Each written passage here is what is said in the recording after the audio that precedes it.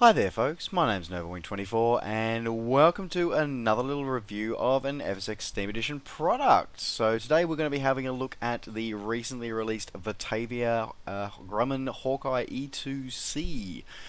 So first of all, before we get started, I'm going to say thank you very much to the wonderful team over at Dovetail Games for providing me with the review copy of this aircraft. An aircraft that's been long awaited in flight simulation circles, that's for sure. So thank you very much to you guys.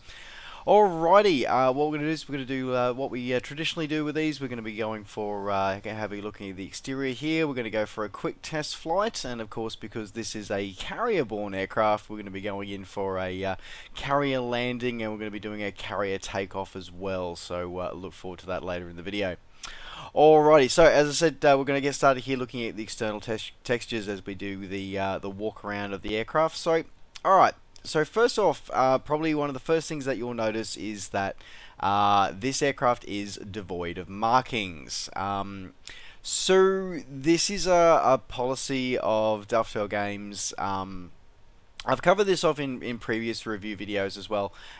Look, look straight up, I don't agree with it. I understand why they do it, with their concerns over any kind of legal ramifications of putting markings into an aircraft without getting licensing permissions, all the rest of it. But you know, yeah, as I said, I understand it. I don't agree with it. So anyway, so Virtavia were restricted when they produced this one because this is an FSX Steam Edition exclusive. It is not available for any of the other ESP based platforms.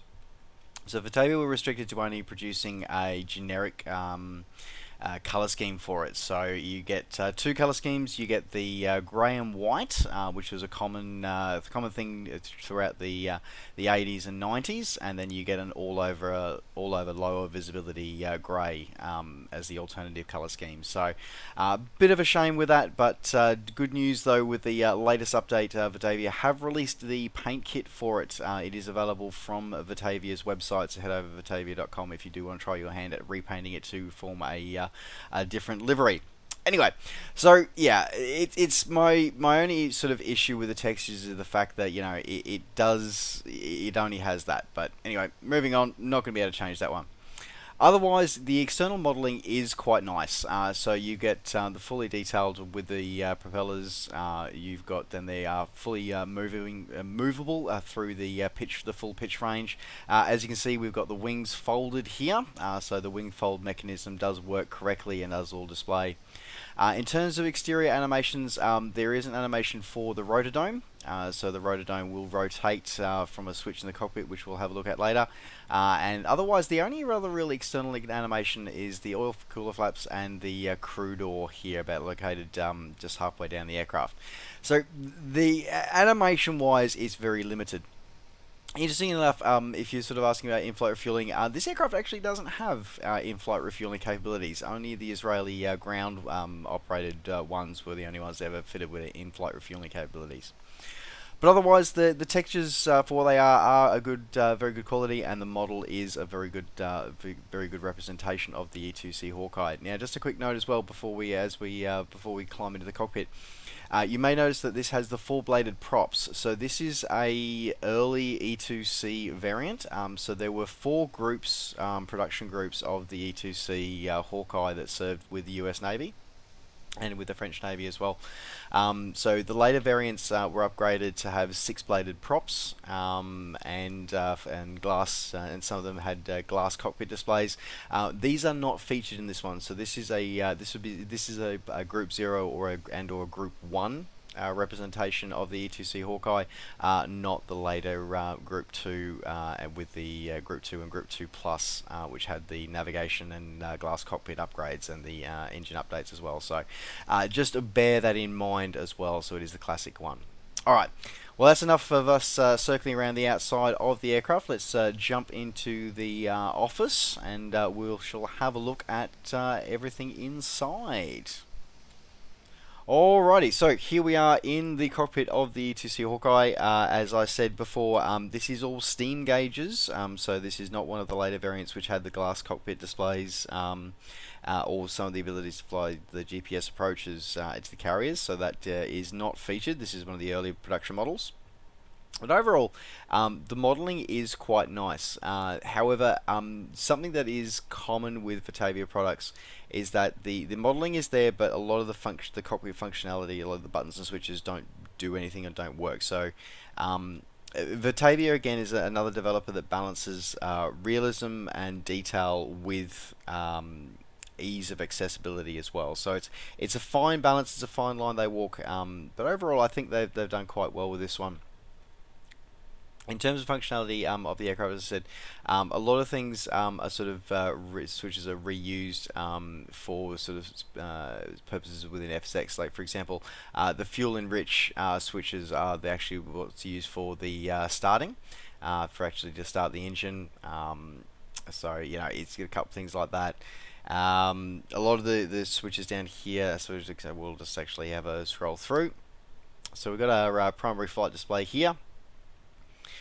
So for example, your flight director switch is actually here, through your BDHI selection. So whether it's ADF TACAN or Ground Track Barrier, that's actually your flight director switch, whether you want to use it or not. Otherwise, you can fully utilize the artificial horizon calibration. That's fine. Heading gauges, all that's kind of working as well. Your light switches for your cabin and your instrument lights are down here. Moving on from here, we've got storm scopes. This is actually essentially supposed to be a weather radar. It's non-functional in this situation. It will turn on, but it won't give you any information. It's a shame they don't offer you an option to say, for example, drop something like the Active Sky Next gauge in there. That would have been nice. Otherwise, moving on, we've got the Copilot's Basic 6 over here as well, and the engine information with the fuel quantity and the fuel flow. Before moving up to the overall up the top here, so we can see up here, so your rotodome switch, this is where you can actually set the rotodome to start rotating. You've got your auto feather arm switch. As I said, a lot of the, like for example here, your sync masters for your engines and your governors and whatever, they don't work.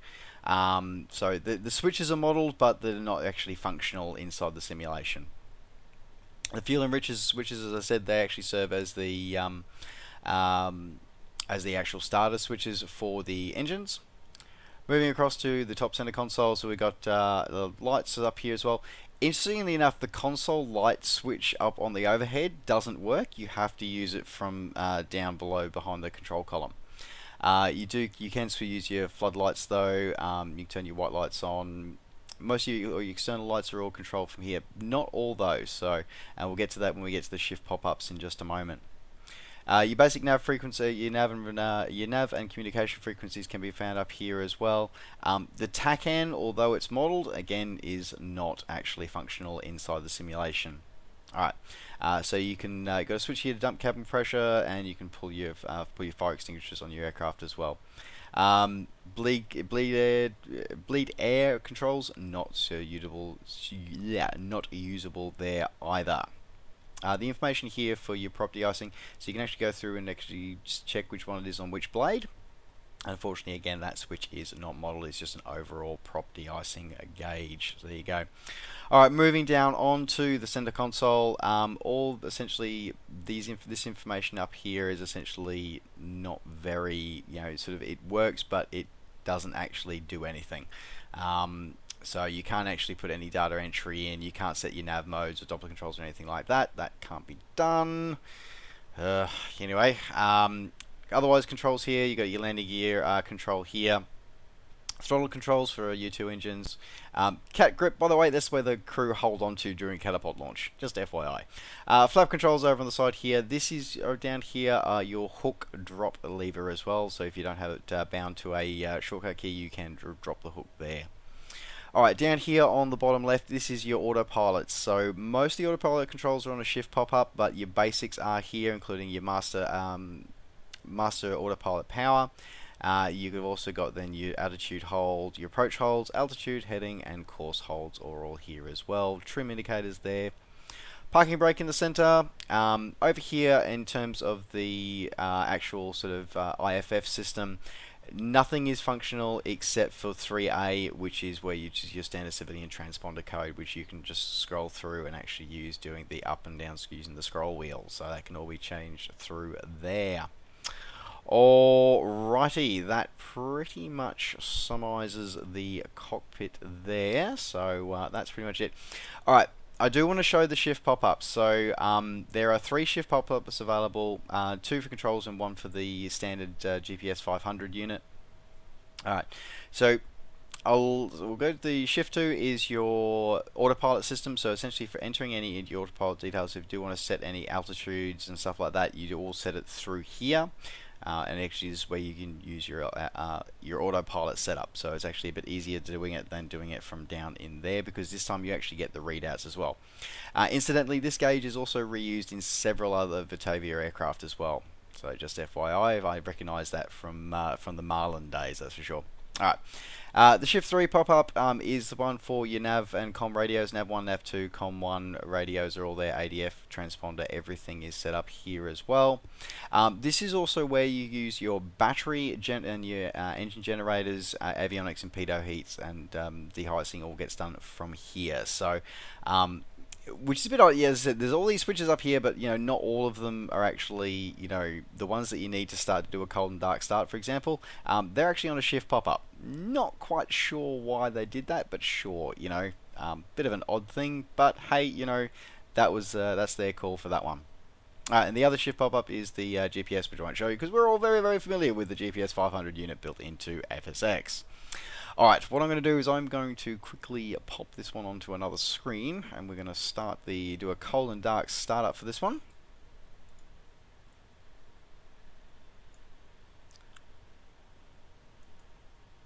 Now, first thing I need to do is I need to close the crew door. Alright, so let's get our engine aircraft powered up.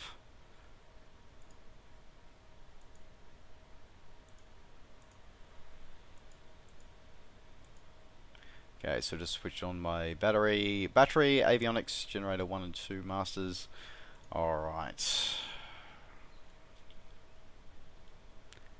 Conditions up.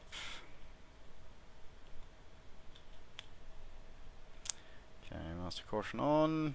Alright. Engine start. Engine 1.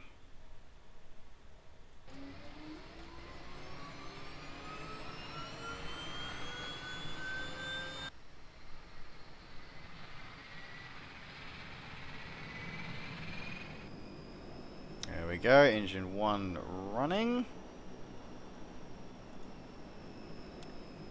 Next one is engine 2.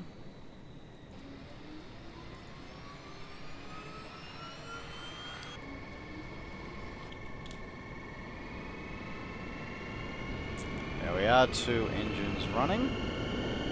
Now, for whatever reason, there is no wing. I couldn't find the wing fold button in the cockpit, so fortunately I have it assigned to a shortcut key. So let's get our wings unfolded, ready for taxi and takeoff. So we're flying out of Kanahea Bay in Hawaii today, and we're going to be meeting our carrier just to the northeast of Oahu.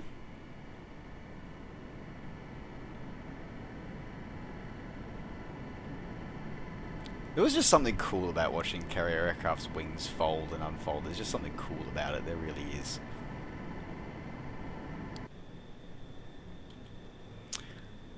Okay. So our engines are running. Excellent. Our auto feather. Set our radar to rotate.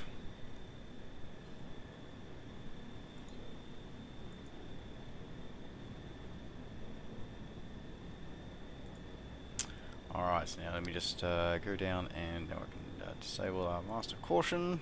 That's all good. Alright, turn on our storm scope on.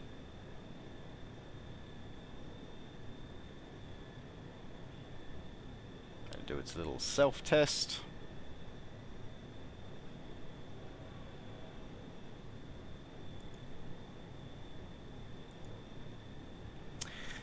Unfortunately, although it's a airborne early warning aircraft with a giant big rotodome on the back, unfortunately there's no shift pop-up for a radar, which I thought was a bit odd. A bit of an odd call not to put that in there. Like, there is a radar built into the sim. You can just reuse the ATC radar and pop it in. So I was a bit surprised that that didn't get thrown in. Plus, there's several other gauges kicking around that have been kicking around for a while. So yeah, a bit surprised that it didn't make it in. But anyway.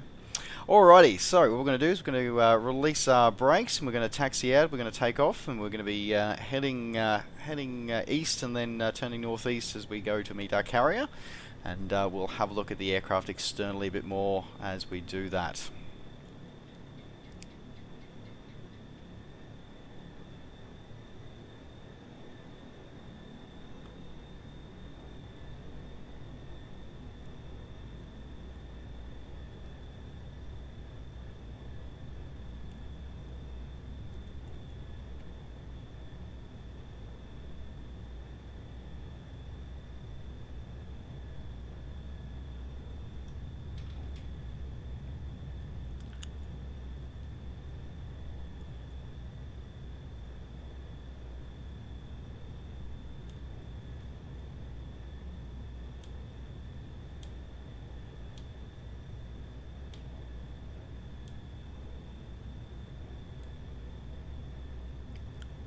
Beautiful part of the islands this area is absolutely amazing, and this area has very significance for me back in the old Microsoft flight days when we all got into the IB on Oahu here, and we spent a lot of time mucking around and flying here. Lots and lots of good flight related memories associated here for me. Approaching 04. Thank you very much, Ras. I'm going to turn on. One notch of flaps engaged. On runway 04.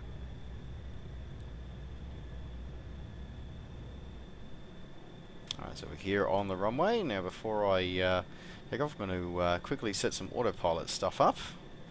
I'm going to use that one. So I'm going to set our altitude, set that for 2,000 feet.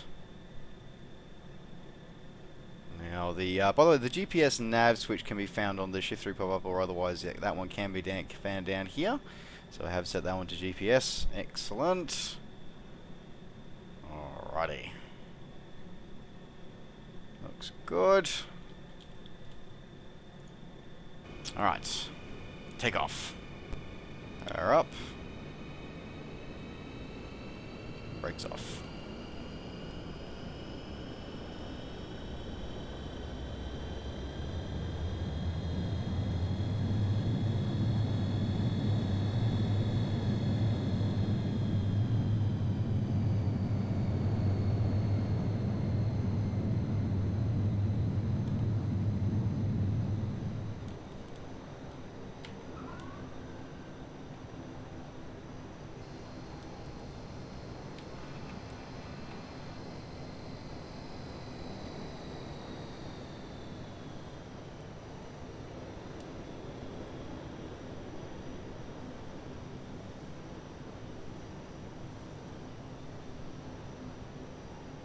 Very smooth on the takeoff roll, and a bit of pull from the aircraft, but very smooth overall, so very nice for that one.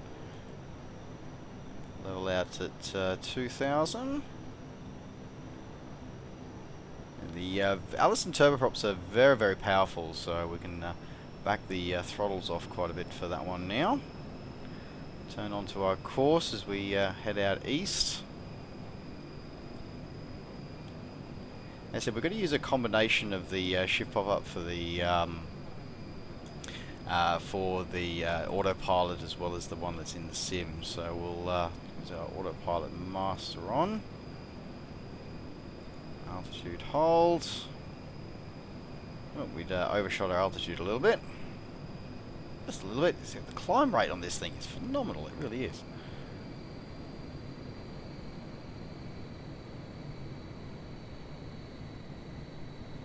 Looks like we will need to shoot down here, and we'll use the so the course one is the Nav Hold one, so we'll activate the Nav Hold. turn us back onto our navigation hold. There we go. Stabilise out on course as we head out to meet the carrier. Alright, so this gives us another chance to have a look at the external of the aircraft, so let's jump out and have a look. So as we head out from the Hawaiian Islands, we're going to have another look at the aircraft. We'll go around again. So as we can see, as I said before, as we saw on the ground with the wings folded, the model is very, very nicely done, and overall very impressed by it. The community, as I sort of alluded to before, has been awaiting a quality E-2C Hawkeye for quite a number of years. So it's definitely a bit of a coup for Dovetail to actually be able to secure the exclusive rights to this one. You know, as being someone who's multi-platform, you know, it's a bit of a disappointment that I won't be able to use this one in P3D. But yeah, either way, the community's been waiting on a quality E-2C Hawkeye for quite a number of years. The only one that we had previously to play with was the old the old Abacus one, which was, shall we say, less than quality.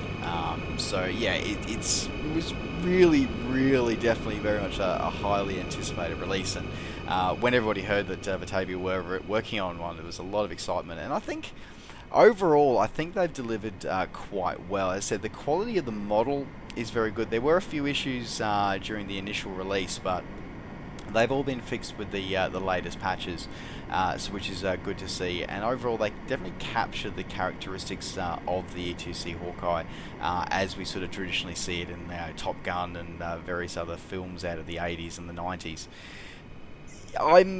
Personally, I have no problem with the fact that they've chosen to represent the early E-2C models rather than the later Group 2 Nav update ones, which have the glass cockpit. I still like the fact that they've actually got, you know, still the steam gauge ones and the original four-bladed props, so I don't think there's an issue with that one. And as I said, overall, I think they've faithfully recreated the model of this one quite well. Performance of the Allison turboprops are quite nice, quite nice as well. So there you go, of the PT6s. So there we are. Sorry, not PT6s. The Allison turboprops that are on board from here. And one of the things that I really like about it as well is we'll just send it. You probably saw it before, but I'm just going to pan out and get a look back towards the rear of the aircraft. They've captured the fact that these engines are not smokeless, so you do get this trail of black smoke, which you'll see behind any of the Allison turboprops, especially, you know, something like the C-130s and something like the E-2C Hawkeye. And having actually seen one of these in real life flying, I can assure you, yes, there is actually, the engine smoke does come out of the back of these. Maybe not quite as dark as this one, but yeah, it is good to see that that is actually included. So yeah, overall I think the modelling is quite nice. The performance characteristics of it in the air and in the cruise are quite good. My complaint really is the fact that the fact that you have to use a combination of, you know, the shift pop-ups and the VC to be able to do things like cold and dark starts and whatever. I think it's a bit of a shame. Like, you know, there's that many switches, you know, in the Hawkeye. There is no reason why, you know, you couldn't have reused a couple of other switches to do other things. So I think that's a bit of a shame that for whatever reason that was decided to do that. You know, so something as obvious, like, you know, like the battery and the, you know, engine generators. I'm sorry, those switches are in the cockpit. Why aren't they used? Like, that just confuses me. It really does. So anyway. But yes, overall, still a far better representation of the aircraft than the previous Abacus one, that is for sure. Alrighty, well, that's going to wrap up our look of the external view of this one. So, of course, the next part is we're going to have to try and put this down on a carrier. So stand by for that, and we'll cut through the video here, and we'll rejoin it once I come on to approach to the carrier. Alrighty, so here we are on approach to the Nimitz, and we're going to come down here. We're going to do our approach to the carrier. Let's see if I can not make a complete balls of the landing here. Alright, first we're going to get our hook down.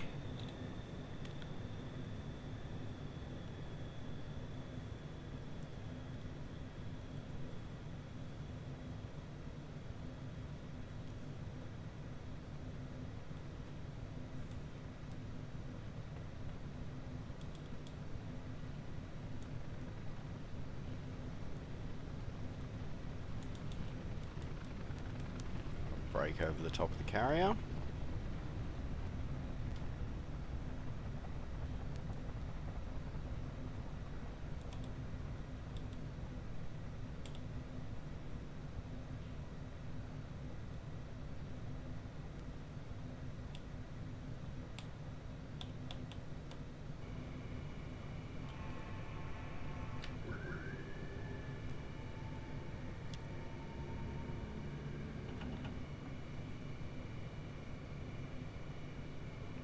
Got that one a little high.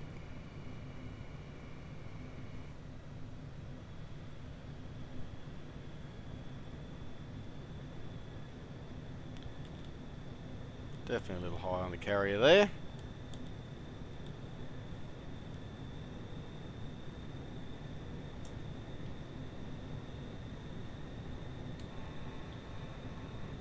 Alright. 3 greens, hook down, checks complete.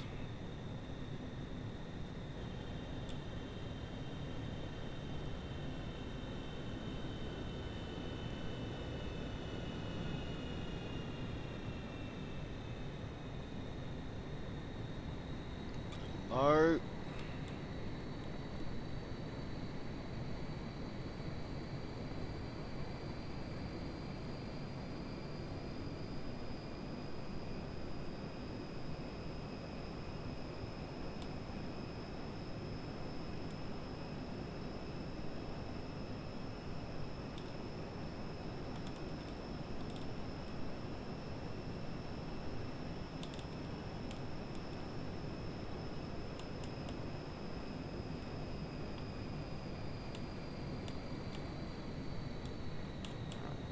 High.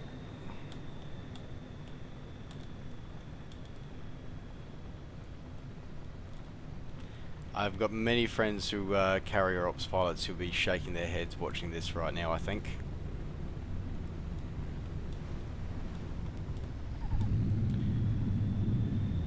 Yep, that would have been a 4-wire. But we caught it. We caught it. We caught it. 4-wire. Well, I probably would have been waved off if I'd actually done that for real, but, you know, hey, you know, we got there. Alright, so, yes, the trapping works. The trapping is very effective and does work.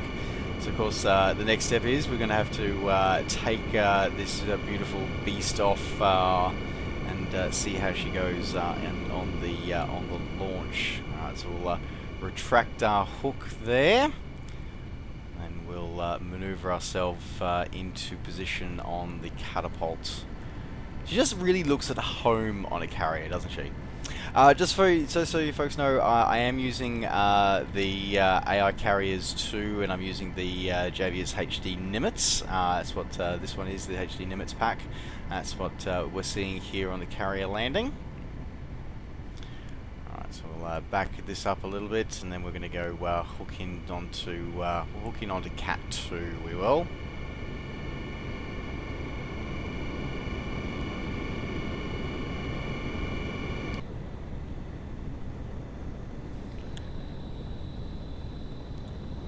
All right.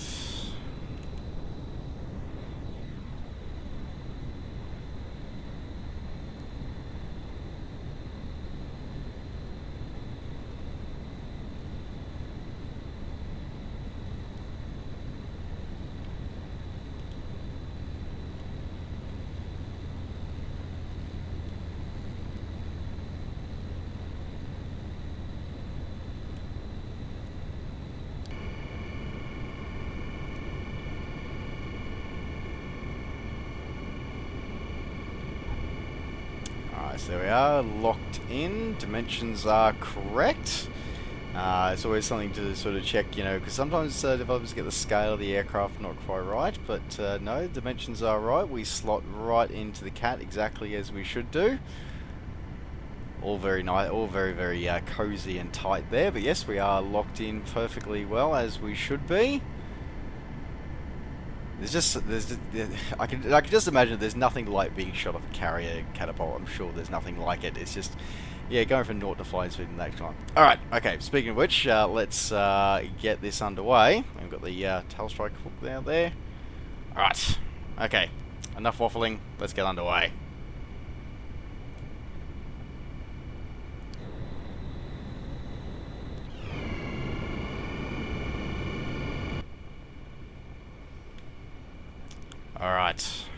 full power on the props.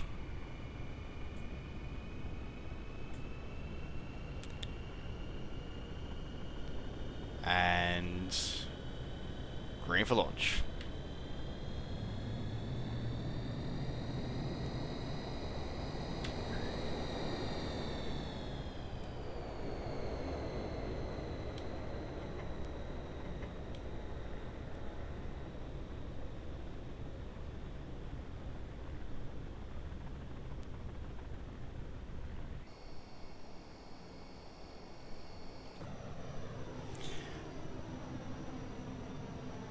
So yes, my overall thoughts is that this aircraft is a great representation of the Hawkeye, as you know she was in her prime. I don't mind I appreciate the fact that they've modelled the early E-2C variants and not the later ones, and I think that was a good move on Virtavia's part. My only complaint that I really have is, as I said, just some of the fact that some of the gauges, some of the switches and whatever, I mean, you look around, you've got plenty of switches that you can repurpose there. Yeah, we know that they've repurposed switches, you know, because we saw that when we were starting, but it just seemed to be that there was just, yeah, there's certain things that kind of like, guys, really, why didn't you just repurpose other switches as well? Like, I just feel it was a bit odd with some of their choices there. Other than that, there is one particular gotcha. So when I was doing the pre-work for this and doing some testing and whatever, one particular gotcha which I've noticed is that one of the features of AI Carriers 2 is the fact that you can set your carrier moving. So it moves at 30 knots, so you can actually go and land on an actual moving carrier. The problem is that you can trap on a moving carrier, but you can't actually launch from a moving carrier. It physically won't lock in the actual catapult. So that's a problem and a bit of a gotcha, and yeah, a bit of a shame that that's part of it. It's a small thing, I know. So I don't know how that's going to affect people who may, for example, use TAC pack carriers. I'm not sure how that's going to affect you guys. But yeah, it's an interesting little gotcha and something that I was a bit surprised at. I'm not quite 100% sure why it does it, so that might be something interesting for the Virtavia team to have a look at moving forward. But overall, I think that this is a great representation of a very iconic aircraft. Are there things that could be done better? Absolutely. I think maybe utilizing some of those switches that are in the cockpit and taking them away from the shift pop-ups would be good. Texture-wise, yeah, the only other disappointment thing was that there are some windows at the rear of the aircraft for the crew to use. They're not utilized; they're just simply black circles on the texture. So maybe a little bit of extra work in the internal model would have been nice as well. But otherwise, overall, this is a quality, a reasonable quality representation of a classic aircraft, and either way, it is far, far superior from the Abacus one that we've been dealing with for a long time. My only other complaint about it is the fact that, as I said, it is Steam exclusive. So for those of us who are multi-ESP platform users, it sort of means that we are sort of left. We're not able to experience this beautiful aircraft in P3D skies, which is a bit of a shame. But anyway. As I said, overall, not a bad little investment. Worth the money if you are into your naval carrier aviation. Definitely something that you're going to be wanting to pick up, I think, for that one.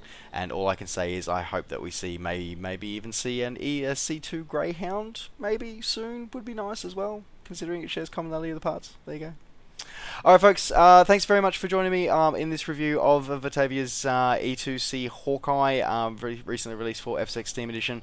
Don't forget, before I wrap up that one, I'll thank you once again to the wonderful guys over at Dovetail Games for providing me with the review copy of this aircraft. And as always folks, don't forget to like the video and subscribe to the channel if you're enjoying these videos and want to see more. And of course, as always, you can catch up with me and all the things I'm up to between videos by finding me on Facebook and on Twitter. Just search NoBoing24. Alright folks, thanks very much for watching. Take care, safe skies to all, and we'll see you next time. Bye for now.